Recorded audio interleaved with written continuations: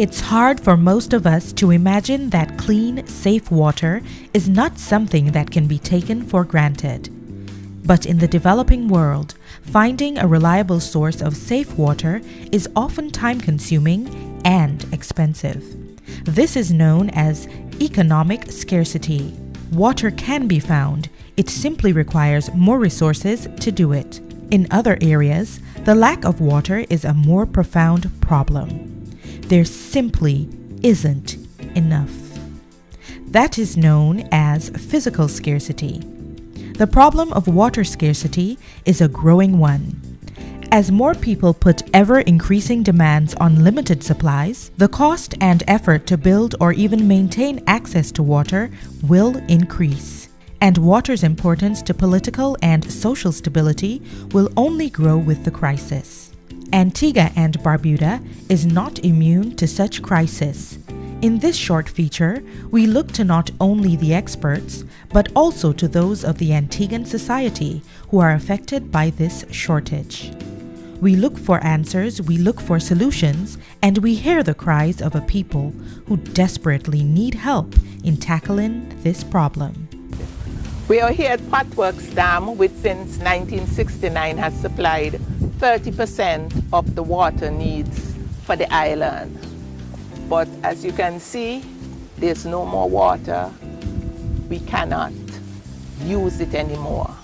So our only option is right now for desalination. We're standing at the Potworks Reservoir, which is the largest water body within the Potworks watershed. This body holds approximately 1 imperial gallons of water when it's full. At present, it is empty.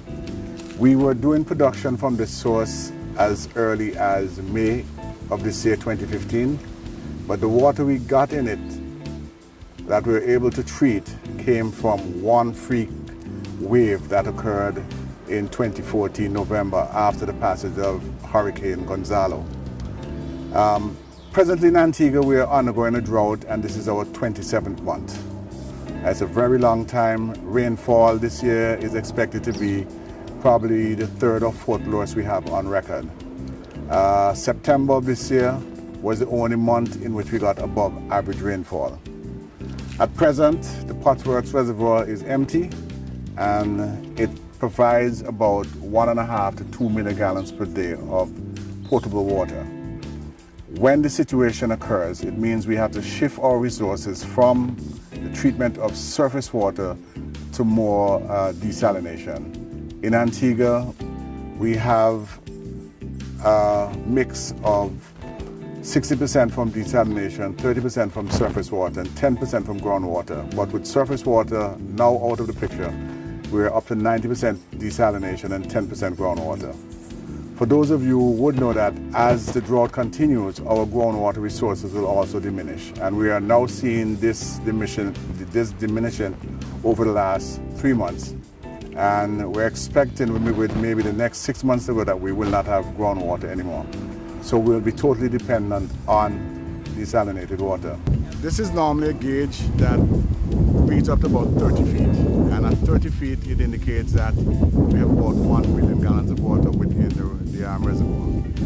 And on a daily basis, extraction is about 1.5 to 2 million gallons per day. But in addition, we have a natural evaporation of about 1 million gallons per day.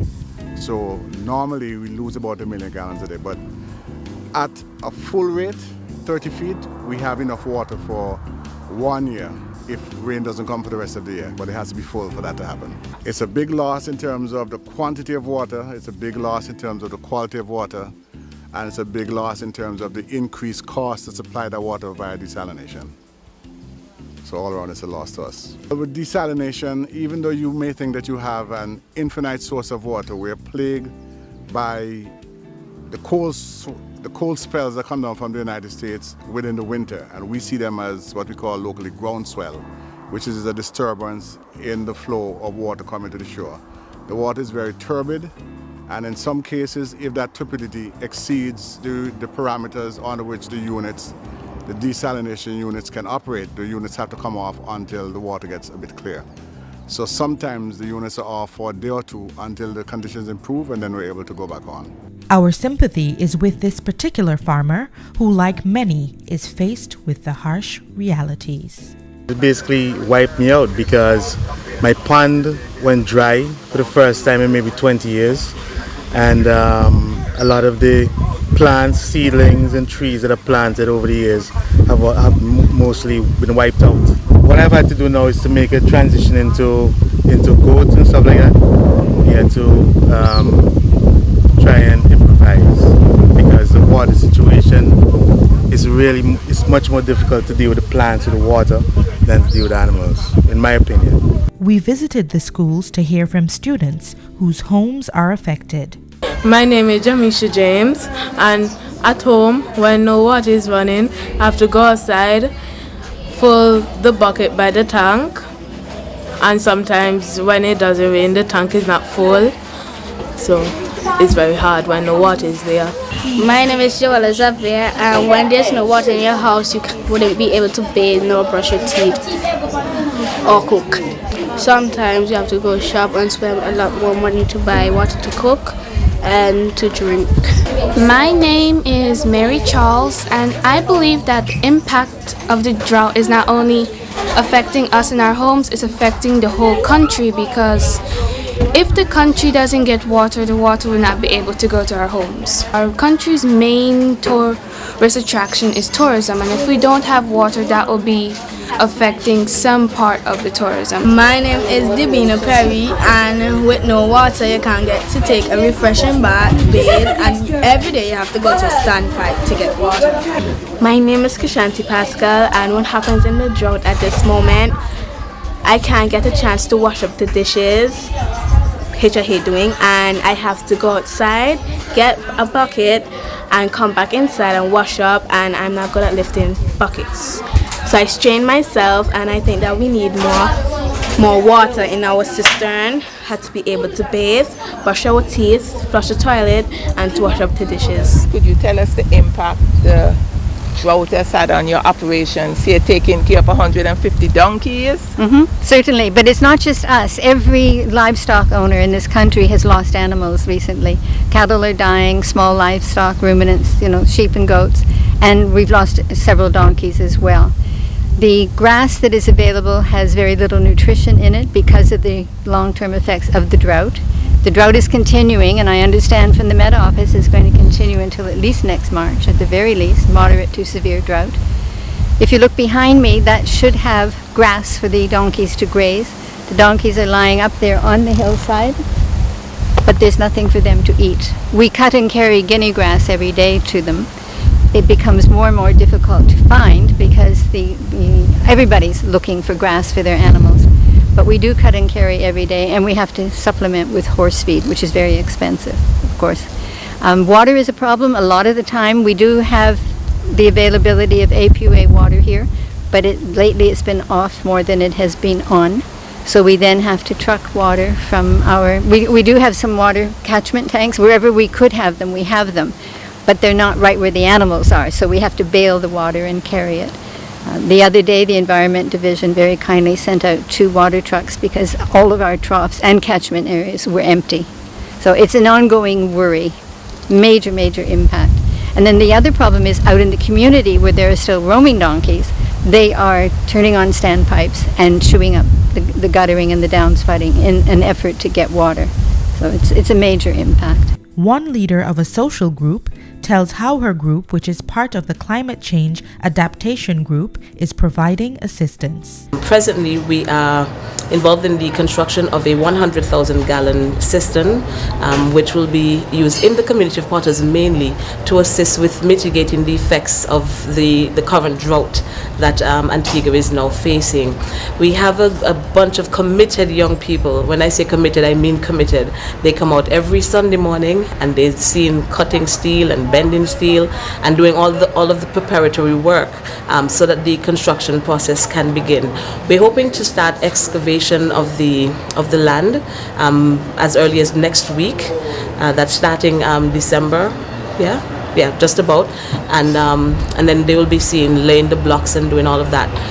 The whole idea is to get them involved in seeing how they can impact change within their community, and they themselves are learning new skills. We have a team of skilled workers who come out and they show them, the trade, the whole steel building aspect, and they teach them about tying off the steel, so that they're hands-on in the project. It's not something that is aloof and distant to them.